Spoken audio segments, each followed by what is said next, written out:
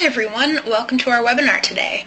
This webinar is a presentation of the Clean Energy States Alliance, also known as CESA, and we have two presentations today on state leadership in clean energy award-winning programs in New York and California. And we have guest speakers with us from NYSERDA in New York and the California Energy Commission. Our host for this webinar is Warren Leon. Warren is the Executive Director of CESA. And before I pass it over to Warren and our guest speakers, I'd like to go over a few quick housekeeping notes. All of our participants for this webinar are in listen-only mode. You have a couple of options for accessing the audio portion of this webinar. You can either call in using your telephone, or you can use your computer's mic and speakers to connect. A very important note, we ask that you please submit your questions as you think of them throughout the webinar by typing them into the question box on your webinar console and hitting send. We will be reading through your questions as they come in, and we will get to as many as time allows during our Q&A session. So please type them in as you think of them. Don't wait until the end to submit your question. And finally, this webinar is being recorded. You will find a recording of this webinar as well as all of the previous webinars in our State Leadership in Clean Energy webinar series. Those will be on our website at cesa.org/webinars. And with that, I'd like to pass it over to our host for this webinar, Warren Leon. Hey, thank you very much, Samantha. This is a webinar that's being organized and sponsored by the Clean Energy States Alliance, and we're an organization that's composed of state and municipal public agencies that promote clean energy, and you could see our members on this slide. If we can go to the next slide. And one of our activities is that we, every 2 years, organize the State Leadership in Clean Energy Awards. This is a competition in which CESA members submit their best, most impressive, most interesting programs for assessment by outside evaluators. The judges for these awards are not staff or board members of CESA. They're outside impartial judges from organizations such as the National Renewable Energy Laboratory, Smart Power, and Governor Bill Ritter was one of the judges. You could read all about the State Leadership in Clean Energy Awards on our website. If you go to the website cesa.org and then look under State Leadership in Clean Energy, and you'll see a publication that includes case studies of the 6 winners of this year's awards. And if we can go to the next slide. Today we have 4 guest speakers, and we're going to hear first from New York, and I will introduce them now, and then I'll introduce the 2 speakers from California later. The way we're going to do it is the folks from New York will speak, and we'll then just do a couple of questions. Then the folks from California will speak. Then we'll do a couple of California-specific questions, and then open it up to any of your questions on either of the 2 programs. And, you know, in this particular case, we're focusing on 2 very large, very important, and very impressive programs, New York Sun and the California New Solar Homes Partnership. These are programs that are not only important within their state, but they're already having important implications and outside the state as other states learn from them and adapt some of the innovations. Well, for New York, we're going to have 2 speakers, the first of whom is Elizabeth Tremblay, who is an assistant project manager at NYSERDA. She joined the New York Sun team in 2014 as part of the Community Solar New York program. She currently directly supports New York Sun's Solarize program, which aims to reduce the cost of solar through education, aggregation, and transparent pricing. She previously worked in several sustainability roles, including holding a solar fellowship for the Massachusetts Clean Energy Center. She has a master's in environmental policy and sustainability management and also a postmaster's certificate from the Milano School of International Affairs, Management, and Urban Policy. And she's going to be joined in speaking about New York Sun by Luke Forster, who's Assistant Project Manager at NYSERDA. He joined the New York Sun team in 2013, and he's involved in many facets of the program, including quality assurance, reporting on program data, and developing program resources. He especially enjoys working with PV installers and providing technical feedback on their system designs. Prior to NYSERDA, Luke worked for a PV and solar thermal installation firm in upstate New York. He has a bachelor's degree from Hamilton College. So with that, let me turn it over to them so we can learn about New York Sun. Okay, this is Luke Forster at NYSERDA. I'll be speaking first, and we have Elizabeth on second. First of all, thank you to Warren and Samantha and all our friends at CESA for having us here today. Thank you for organizing the awards and this presentation. We know you put a lot of time and effort into it. New York Sun is delighted to be a recipient of the Slice Award, and we're very happy to be given a chance to talk about our program today. So we have our contact information here, myself and Elizabeth. And very quickly, we work for NYSERDA, which is New York State Energy Research and Development Authority. It's a state agency that's involved in a host of different renewable energy and energy efficiency programs. We work on the solar side in particular, which is called New York Sun. This is our agenda for the presentation. We'll give a quick overview of the program and the current energy policy climate in New York. In New York Sun is divided into two main components. The first is an incentive program, which has a megawatt block structure. And the second is a soft cost reduction program, and we have a number of programs that fit under that banner. I'll talk a little bit about the big picture. And we're very fortunate in New York in the current day. The state has a very supportive energy policy that's very supportive of renewables. In particular, Governor Cuomo and the Public Service Commission have both heartily endorsed renewable energy, and that shows through in these three main initiatives here. We have Reforming the Energy Vision, REV, which is Governor Cuomo's strategy to build a clean, resilient, and affordable energy system for all New Yorkers. Solar is a part of that, but there are many other components as well, and that will especially impact the way that utilities behave in the coming years. We have a clean energy standard with a goal of 50% of the state's electricity coming from renewables by 2030. So of course solar is going to be a big part of that. And we have the Clean Energy Fund coming out as well, which is a 10-year, $5 billion funding commitment, which encompasses energy efficiency and renewable energy and a host of other items. And one theme that we'll touch on several times is New York isn't just providing incentives for these items. We're trying to encourage market behavior and really leverage private investment as well. So New York Sun in particular, let me get my items here, is the PV arm of NYSERDA.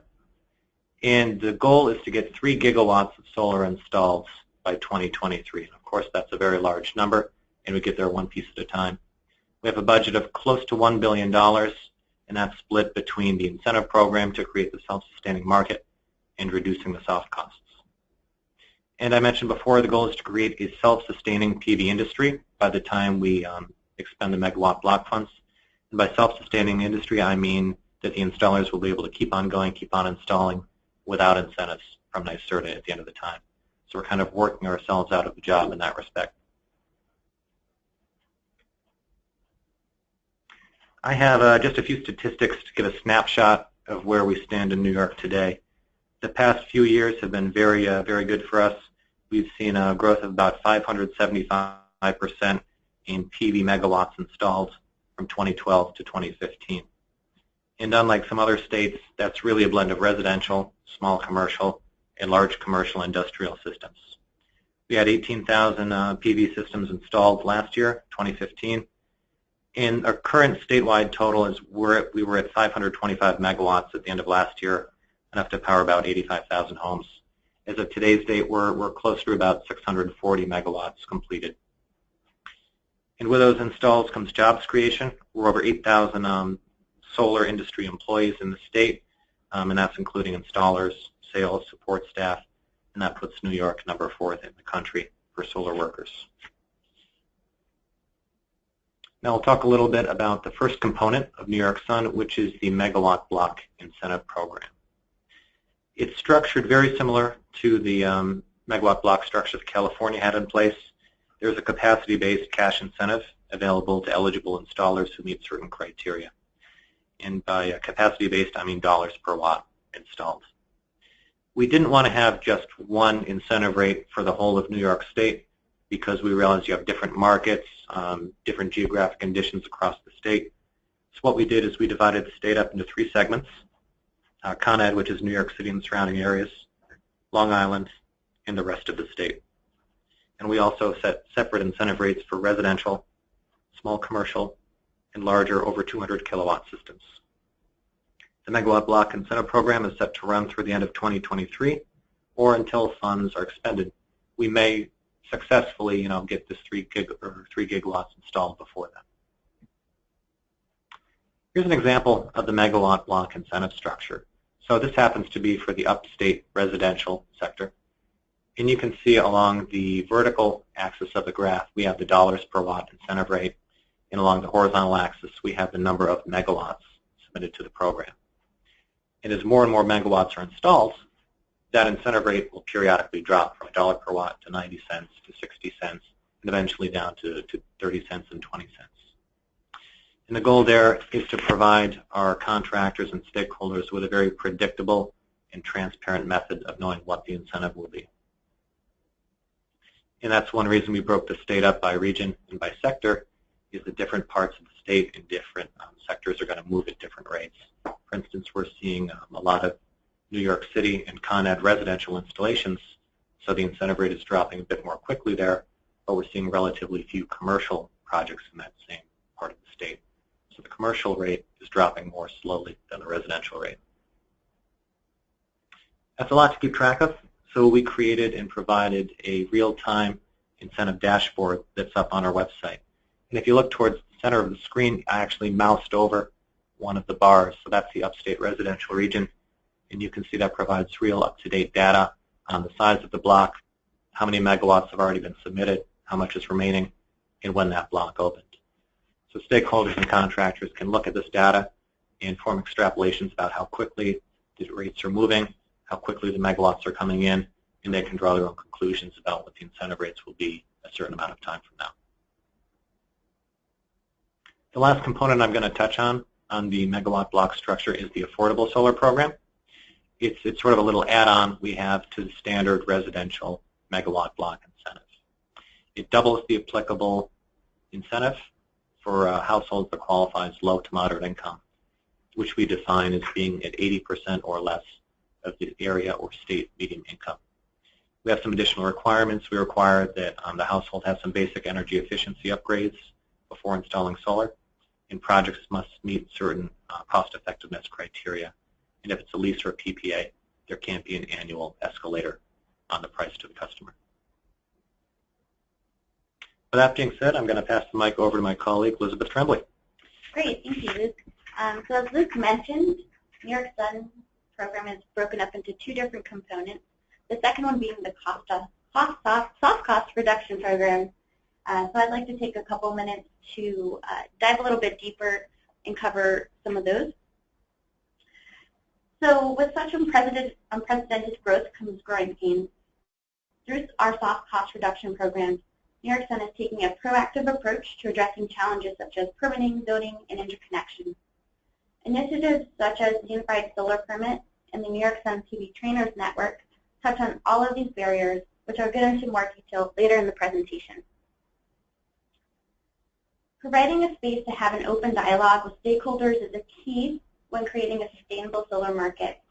With the creation of the interconnection distributed generation ombudsperson position and related working groups, New York Sun, along with key partners, are tackling issues and finding real-time solutions.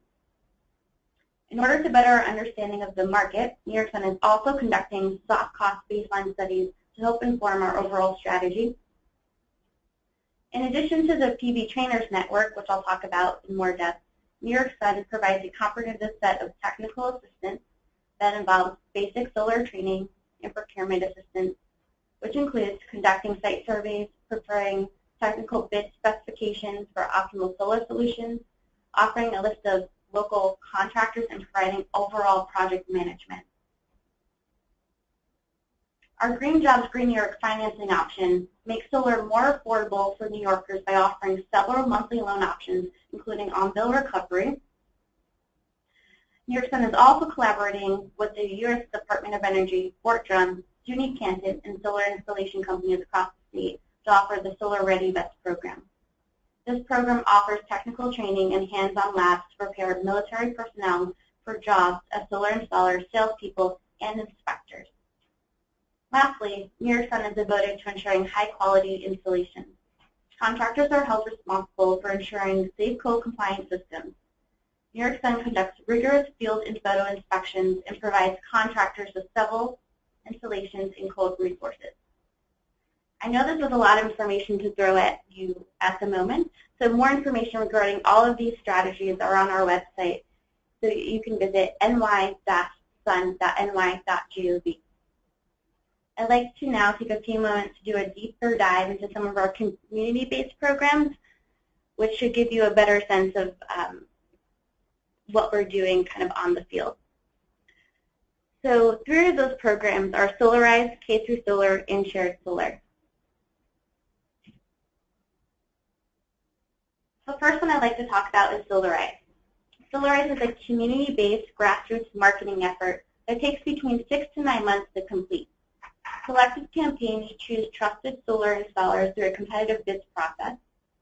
The selected installer then works with the community for the duration of the campaign to provide clear, transparent, and reduced pricing. Each selected campaign receives a small grant from New York Sun for marketing and outreach, as well as technical assistance. The slides you see in front of you describe some of the results we've had from our first full round of Solarize. With over 26 campaigns participating across the state, we've produced roughly about 8.4 megawatts of solar, equaling 900 projects, with a total cost savings of $1.4 million. These campaigns as a collective have reached, educated, or touched in some way 4,000 New Yorkers. Round 2 of Solarize is underway, and we'll have more results towards the end of the calendar year. Another initiative that New York Sun is a part of is a joint project with the New York Power Authority, or NYPA, in NYSERDA. K through Solar provides New York State school districts at no cost or obligation with the tools and expertise to bring solar energy to their facilities and reduce their energy costs. The map below shows all of the districts that have opted in or chosen to receive more information on the program.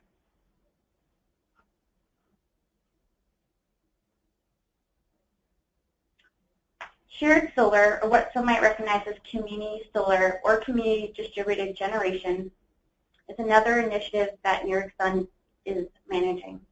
This allows a single large installation to credit the production to many remote off-takers. Off-takers can be renters, small business owners, or residents that may not have the ideal conditions for solar. Each project must have a minimum of 10 off-takers, with a minimum of 60% of the project being proportioned to residential customers or a customer of less than 25 kilowatts, and a maximum of 40% being proportioned to larger load customers. Shared solar in New York is very new, with projects being able to connect just this past May through a net metering structure. However, there has been a lot of excitement surrounding shared solar, which can be demonstrated by nearly the 225 megawatts of shared solar projects submitted to New York Sun to date. The graphic below shows just an example of a simple shared solar structure.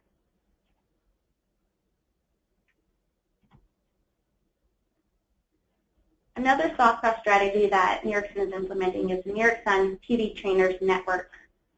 The Trainers Network offers training to help local governments and jurisdictions identify opportunities, mitigate barriers, and create programs that drive the development of PV markets through education and one-on-one technical assistance. With more than a dozen available trainings, jurisdictions have a place to come for a variety of solar resources and direct assistance. I've only listed a couple of their trainings on the webpage, so if you would like, you're more than welcome to visit training.ny-sun.ny.gov for a full comprehensive list.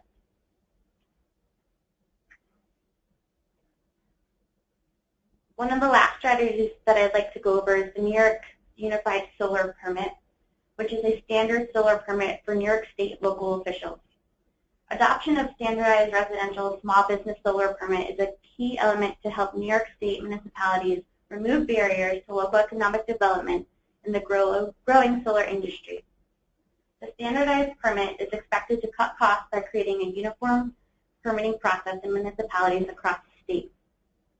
As municipalities adopt the permit, installers and municipalities alike will save time and resources permitting solar electric systems.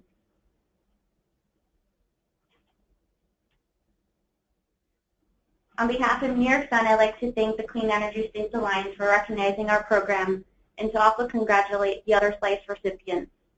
Thank you very much for your time and attention, and I believe I'll turn it over to Warren and potentially answer some questions. Good. Yeah, several questions have come in. I'm going to ask a couple now, and then we'll ask more later.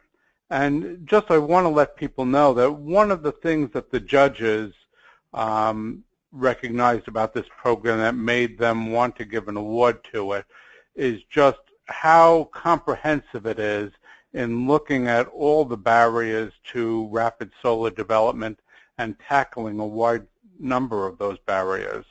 So a couple questions that came in. One is, how are communities selected for Solarize? Sure. So New York Sun, we have an application process which communities have about a 2-month window to apply to. We determine communities as either towns or villages or affinity groups, so we're pretty flexible on that definition. Once they apply to the program, we vet those applications, and then we then award those communities. We don't have a cap necessarily, but we typically award average about 30 communities per round.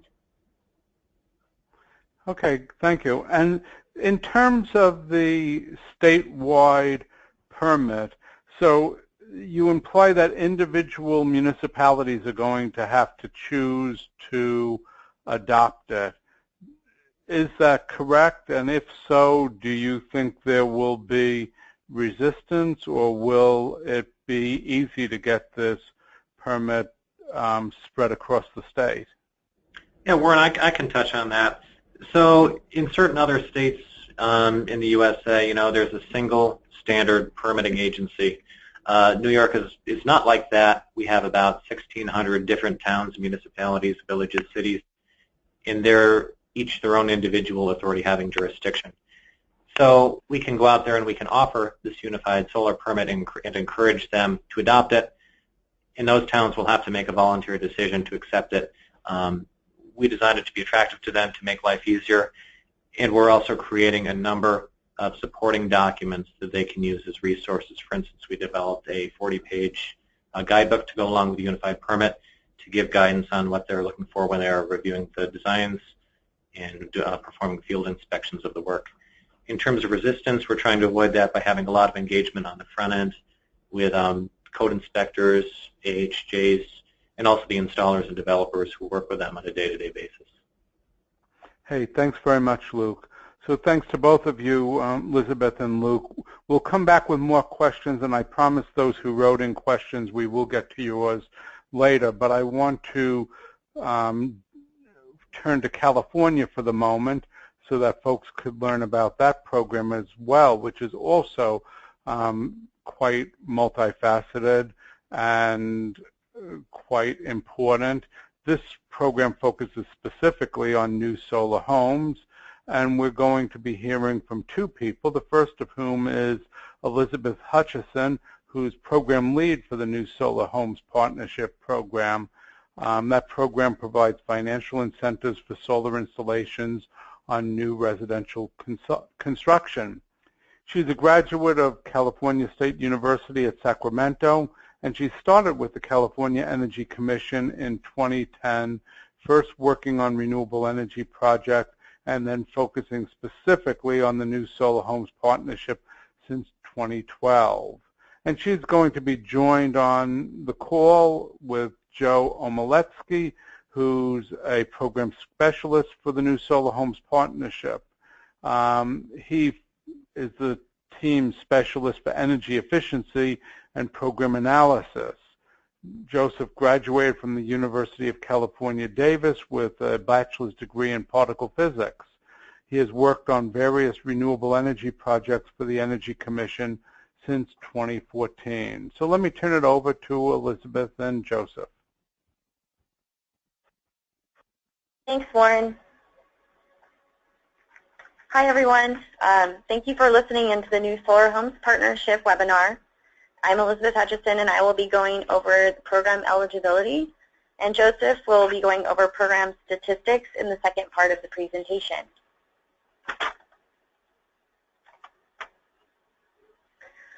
So in 2006, Senate Bill 1 was signed, creating the statewide solar program known as the California Solar Initiative, and directed implementation from the CPUC and the Energy Commission. The main goals of the CSI program are to install 3,000 megawatts of distributed generation, establish a self-sufficient solar industry, enable solar energy systems to become a mainstream option, and we always equate this to something like granite countertops, where new home buyers will have the option to add or upgrade solar systems to their purchase. And then the goal of placing solar energy systems on 50% of new homes. For NSHP specifically, the program goals were more focused on new homes and consisted of 360 megawatts of installed DG on new home construction, and to ensure high-performing solar systems on energy-efficient homes. So in order to participate in the NSHP program, your project must be new residential construction, must be located in an IOU electric service territory, which is PG&E, SCE, SDG&E, or Bear Valley Electric. The solar energy system must be 1 kilowatt AC or larger and interconnected with the utility grid. Solar energy systems and energy efficiency measures must be third-party verified. And the PV system must consist of eligible equipment and covered by a minimum 10-year warranty.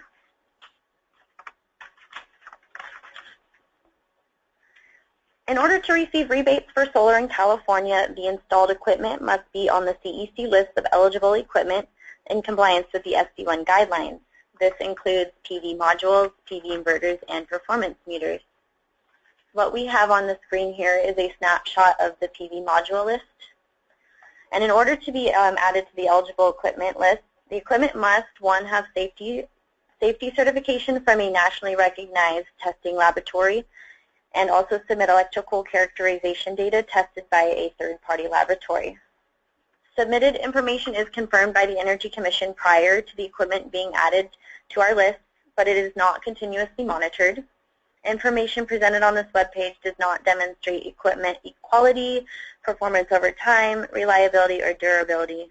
And then as with all large purchases, all parties should perform their own due diligence on all equipment.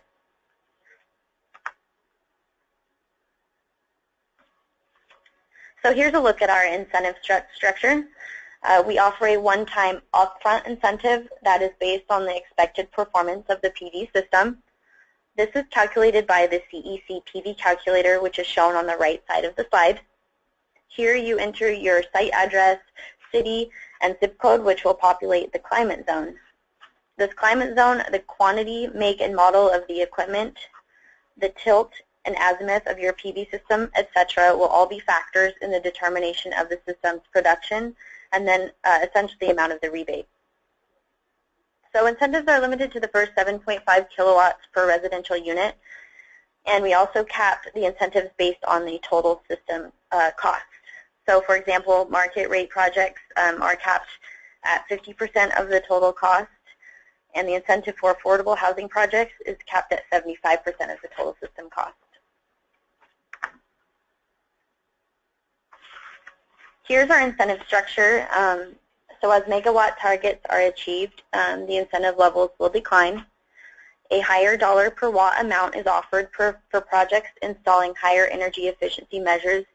As you can see here, the difference between the code compliant Tier 1 and then Tier 2 as being the highest incentive. Currently, we are at market rate level 8 and affordable housing level 6 as shown in green. We do offer a higher incentive for affordable housing projects to encourage participation since they tend to be more complex projects on a limited budget. So here are the NSHP energy efficiency requirements. If the home meets a higher energy efficiency tier, they are eligible for a higher dollar per watt incentive for their PV system, which is shown in the previous slide. Beginning in 2013, we introduced beginning for the 2013 standards, we introduced the code-compliant incentives since the building standards are becoming increasingly more stringent with time.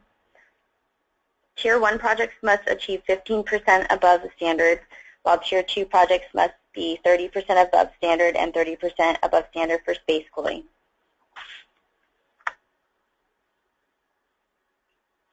The NSHP program accepts a variety of different project types, and this will determine the reservation period a project receives. 36-month reservation periods are given to large development projects where 50% or more homes in the development will receive solar, and the development has 6 or more homes. All affordable housing projects where at least 20% of the units are income restricted will receive a 36-month reservation, and all VNEM projects receive 36-month reservation as well. Custom homes, small developments, which is fewer than 6 homes, and solar not a standard projects where less than 50% of the homes will install solar, and market rate common area projects will all receive 18-month reservation periods. Here's a look at the involved parties in the NSHP process. The applicant will always be the homeowner or the builder developer, and it will never be the solar installer. There will be solar retailers and installers. Contractors installing the solar system must have a California State A, B, C10, or C46 license, and we also allow solar systems to be self-installed. Then we have our energy efficiency and solar consultants. A CEPE or CEA must be certified by KBEC, and the HERS raters must be certified by either CalCERS or CHEERS.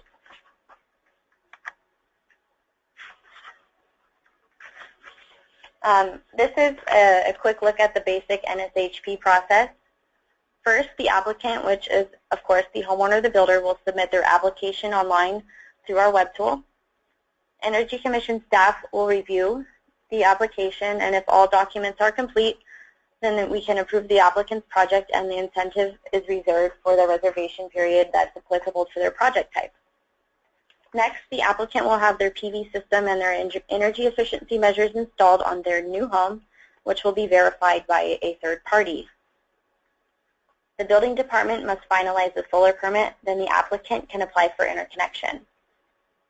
At this point, the applicant can submit their payment claim application through the web tool, and once Energy Commission staff reviews and approves, the incentive will be paid.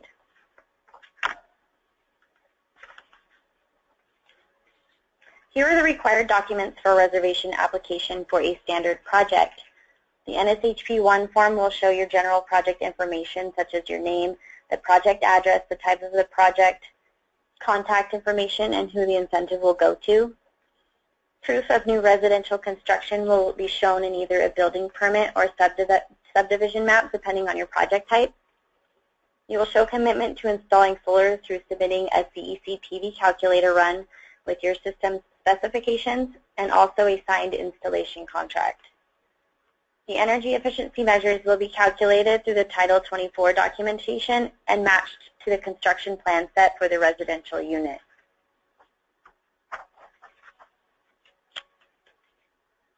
And here's an overview of the documentation needed for a payment claim. Again, we have a general information form called the NSHP2. This includes the rebate amount, the site address, and the payee. This form must have a wet signature and is the only form that must be mailed into the Energy Commission. The NSHP3 details what equipment was installed and is signed by the warrantor of the system and installation, guaranteeing 10-year warranty on defects in materials and workmanship and degradation in power output. Third-party verification forms must be completed by a certified HERS rater for both the PV and the EE measures and uploaded to a certified HERS registry.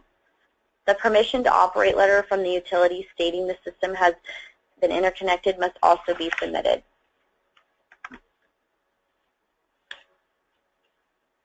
So here's a view of what our Go Solar California website looks like. This is where you can find general information about solar and solar data. You can find the NSHP guidebook and eligibility requirements here. You can also check on the amount of funding available for NSHP rebates, our contact information, and also take a look at upcoming NSHP events. And then the equipment list, which I talked about in the previous slides, are also on this website.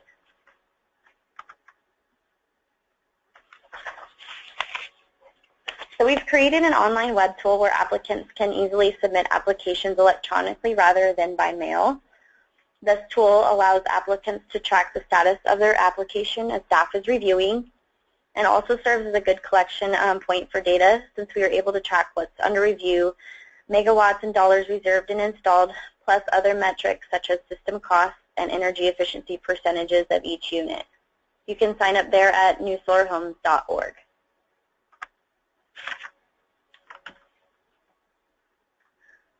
We have numerous parties who participate in the NSHP program, and here's a listing of our largest builders and retailers and installers.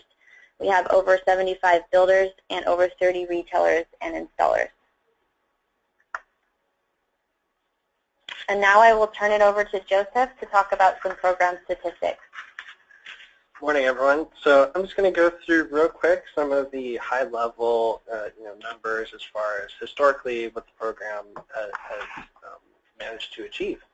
So you'll see here on the first slide we've got some of the totals for the program, and so you'll note that what has been installed so far, we've installed just under 24,000 systems, totaling just around 75 megawatts.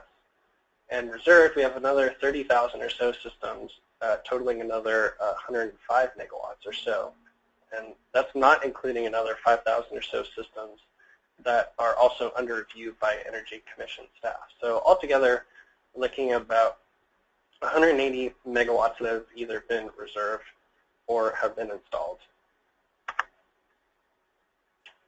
Available funding under the program, so we currently have about $40 million that is available, but of that, about $12 million is under review, comprising about 18.5 megawatts. So that leaves us about $28.4 million, although we do have other funding available as we'll touch on later. So here's a look at the number of installations that have been made under the NSHP program per year. And so you'll note in the most recent years that there's been a dramatic increase in the number of installations that have been completed under the program each year. And you'll note, 2009, that was, second, third year of the program. We're looking at just about 4 megawatts or so, whereas last year we're looking at a little over 20 megawatts installed. So a 5-fold increase on an annual basis just over those 6 years.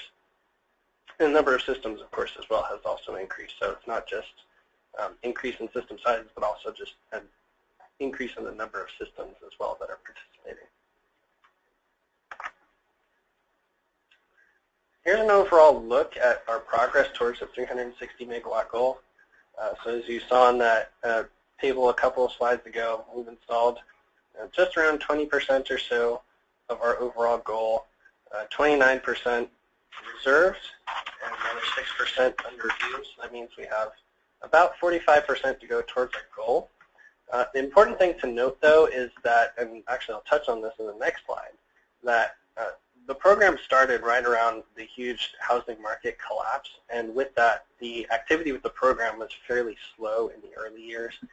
But in the past few years with the recovery of the economy and the housing market, there's been a dramatic increase in the number of reservations that we've received. And so the Energy Commission is predicting that we'll get very close or meet the goal within the deadlines that we have for the program. And so as I was talking about, here you've got to look at, we've graphed out here the number of single-family housing starts per year, and then next to that, looking at the number of systems that were reserved under the New Solar Homes Partnership. And so you'll note the dramatic decrease, early on in the program history, but as that number of housing starts has increased over time, the number of systems has also increased as well. And I think tentatively in 2016, we're looking at that trend to continue.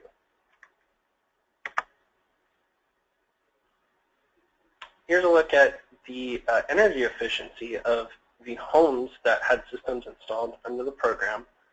So as Elizabeth mentioned previously, prior to the 2013 building standards, there was only two options available for participants. You either had to, and the minimum was Tier 1, which was 15% above the standard minimum energy efficiency.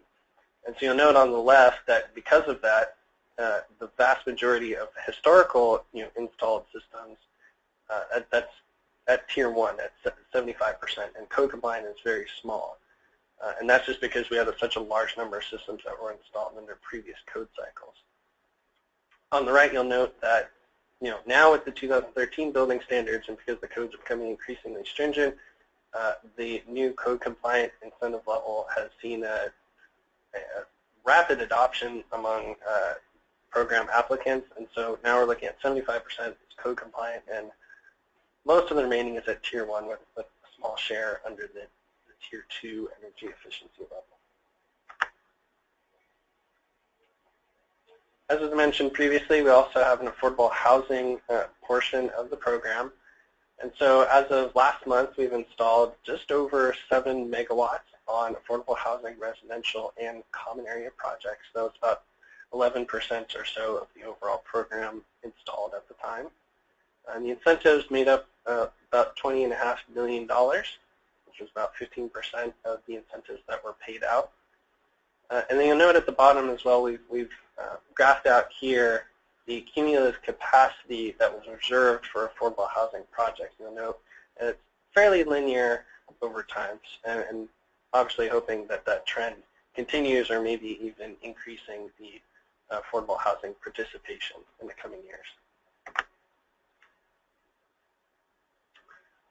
And just to touch on one project in particular, so this was a project that was funded by numerous agencies and organizations, and the Energy Commission's NSHP program was one of them. And this is a project in Woodland, California, the nation's first 100% zero net energy rental community, and that includes the community center as well. We've got a pretty sizable solar system, and they were given some funding support from our program. So now I'm going to turn it back over to Elizabeth just to give a quick overview of the future of the program. So here's a future outlook for the NSHP program. So while SB1 authorized $400 million for the NSHP program, the California legislature cut off funding in December of 2011, causing a shortfall of nearly $112 million. So to address this shortfall, the Energy Commission requested funds from the California Public Utilities Commission to meet the funding shortfall, and also requested to continue administering the program. So at its June 9th, 2016 board meeting, the CPUC approved the decision directing the IOUs to collect $111.78 million in ratepayer funding to continue solar incentives, and directs the Energy Commission to continue as the administrator of the program. Staff has been working on revisions to the guidebook and a major streamlining to the NSHP process. We hope to hold a workshop on the proposed changes in the next few months, so keep a lookout on our website and listservs for the workshop notice. So our program will be accepting reservation applications up to June 1st, 2018, and will be approving payment claims through December of year 2021.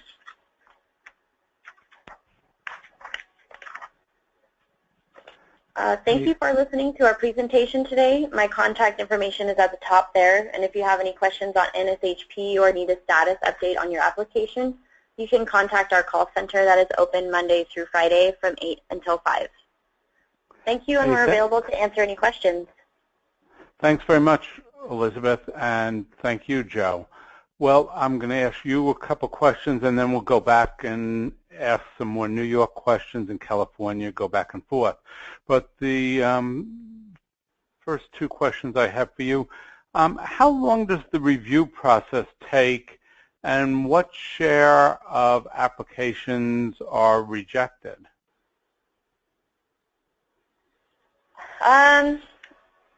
For review process, right now, it takes about 1 to 2 months to process applications. We don't have numbers of how many are rejected. We do try to walk everyone through the process as much as we can, and we're hopeful that everybody can get through as long as they are eligible.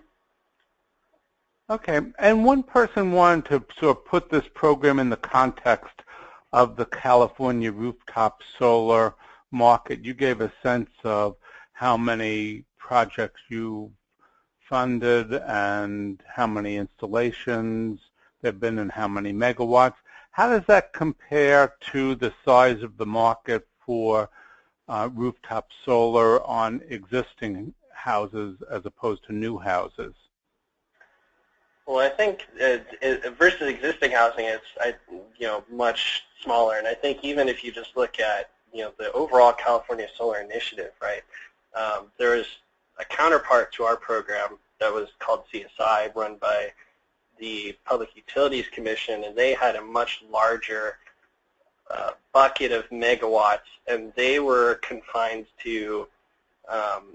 They also did commercial and industrial and government and other things like that. But I think the good majority of their projects were on residential. And so, they've already they met their goal actually a few years back. So, even just looking at that, I would say it's small compared to overall. Yeah, I mean, I think they installed right around 2 gigawatts or so, and our goal is 360 megawatts. But I think the new home market is a little bit different, and like we touched on, the new home market is recovering, and so if the homes aren't being built, then it's difficult to get solar on those homes as well. Good. And let me ask a New York question now, and this is about the shared solar program. Is there a provision for incorporation of behind-the-meter energy storage into that program? Or are you considering it? There's not really a provision for that now. However, there is a provision for that in the standard commercial industrial megawatt block incentive program. There is an adder, I believe it's $50,000 for projects that have a certain amount of battery backup storage. So again, yes, for large-scale systems, but it's not specific to shared solar. Okay. And here's a very broad California question. Why did you decide to focus on new homes, particularly, rather than just continuing with a more general California Solar Initiative for all homes? Well, so our program is part of the overall California Solar Initiative, so they were all started at the same time, and it was kind of a three-prong strategy of in the publicly owned utilities territories, they each had their own program which covered existing and new residential, and then in the investor-owned utilities, you had CSI program under the PUC which covered existing residential, and then our program which covered new residential. And that was basically it. It's just no, I guess, double dipping, if you will. You're either were in their program or in our program. And they've closed out already, mostly just because, again, I think touching on the housing market as far as, with that drop, that didn't affect the existing homes as far as, those homes are already there, so they could keep installing solar if they were getting the funding through the program. Whereas with us, it was really a struggle with our applicants to, a lot of them were just really ramping down on the amount of homes they were putting up, or some even went out of business or weren't building at all. So I think that's really the reason that we're part of that whole bucket, but I think we've kind of lagged behind mostly just for that particular reason. Okay, thank you. And here's a question that will be for both California and New York, and several people wrote in about this, having to do with ownership of the renewable energy certificates. In the NYSERDA programs, who owns the RECs from those projects? How's that treated? Is it owned by the customer in all cases so that they can claim to be receiving solar power? Or are the RECs sold, or their variations? So, let's first hear about New York, and then also what happens with the California New Solar Homes Partnership with the renewable energy certificates. Sure, Warren, I'll speak on behalf of New York. Historically, New York State has never really had a REC market. Rather than have those renewable energy credits that the system owner or customer could exchange for, money, we've supported the upfront cash incentive to help buy down the initial cost of the installation. As such, the NYSERDA rule has always been that we're helping fund the program, we're claiming the environmental attributes, such as the RECs as they were. It didn't really matter that much because there was no market for monetizing the RECs. However, that is changing. There are some talks going on with the Public Service Commission, and we very recently launched the NYGATS REC trading platform in New York State, and that's for systems over 200 kilowatts. So we expect to have some guidance and some clear rules about how RECs will work in New York State later this year. I believe December 1st is when we're expecting to hear back from the Public Service Commission. Thanks. And how about California? So under our program, we actually don't claim the RECs, and we don't pay for the RECs. I mean, the system owner they can claim the RECs. They can do with them whatever they want. I just think that historically we haven't seen a lot of, if any, really follow that route just because of the size of the system. It's just not, I guess, worthwhile to them to really follow up on that. And so for the most part, I don't think we see a lot of activity as far as claiming of those RECs. But yeah, Energy Commission, as far as our program, we don't claim those. We don't pay extra for those. Okay. Well, I have just a couple more questions, but if somebody out there in the audience has something else to ask, there's still time to get that in.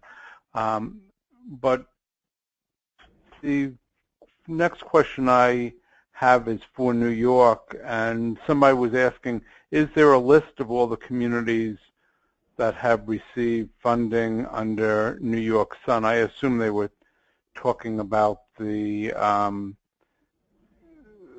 Solarize initiative. Sure, yes. So on the New York Sun webpage, there is a separate map that lists all the past and current Solarize campaigns with a little description about them, and also their own individual web pages. So if anyone is interested in seeing which communities receive funding and which have participated in the past, they can definitely check that out on the New York Sun webpage. Sure, and just piggybacking on that, we do have a lot of information on the website, and we have something called Open New York, which is a listing of every project that received funding from the Megawatt Block Incentive Program. Certain information is not on there, private things like customer name and street address, but you can pull that data into an Excel file and sort it to get information about average price per watt, construction time, system size. We want to put as much information out there as possible for the contractors and stakeholders. Very good. Well, for the last question, I want to turn the tables on you. And folks on this call who are listening in can go to our website and see the publication that came out about all the slice winners. and see what the judges said about your projects.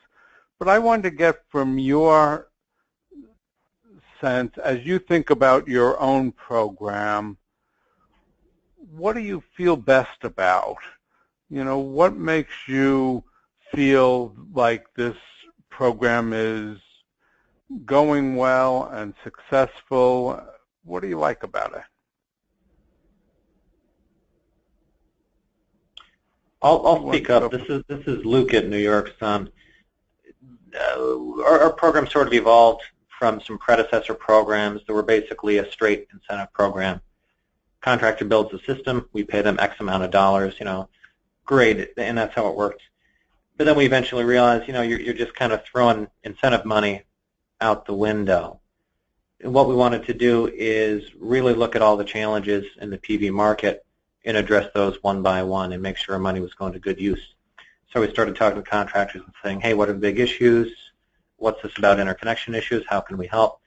And that pulled us into more and more aspects of soft cost reduction, not just helping fund the systems directly, but doing what we can to drive down the cost to make the permitting and installation processes easier and help spread education and information, not just to the stakeholders, the contractors, but also to the municipalities and towns.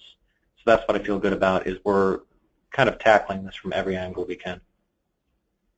Just to emphasize Luke's point, I also feel really, really good about how New York Sun opens communication to not only municipalities and developers, but also residents and New Yorkers.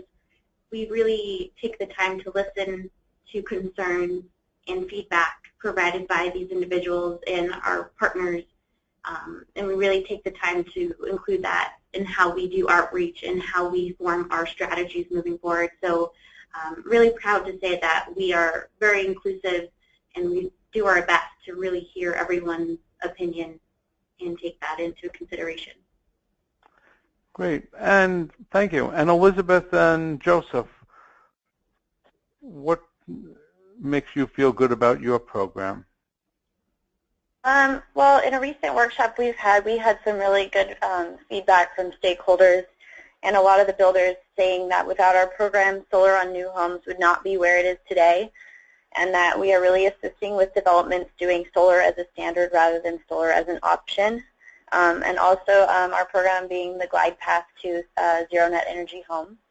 Did you want to add something, Joseph? Yeah, I mean, I think that was really the main takeaway. I think is just that the feedback we've gotten is that, you know, solar on new homes in California is largely, you know, happened because of NSHP, and you know, California is moving towards mandatory zero net energy in 2020, and solar is obviously an important part of that. And so, you know, I think really we're helping a lot of builders that aren't familiar with this sort of thing, and maybe, you know, it doesn't make economic sense to them now, you know, helping them out and, you know, making it more economically viable. And I think really the program has changed a lot of the way things are done in California. I mean, we're seeing there's some municipalities and jurisdictions that are going, you know, saying, okay, new homes have to be built with solar. And, you know, I think Lancaster being one of the more prominent ones. And so, you know, I think NSHP has helped set the stage, and I think we're really excited to see, you know, where it goes from here as solar becomes more and more prevalent on new construction. Hey, thank you very much to all of you. Look, these are certainly important programs, and it's not a surprise that the judges gave them awards in the State Leadership in Clean Energy Awards for this year. Thanks to all our speakers for sharing information about their programs with us, and I hope those of you who are listening will tune back for future CESA webinars. Thank you very much. Thank you. Thanks.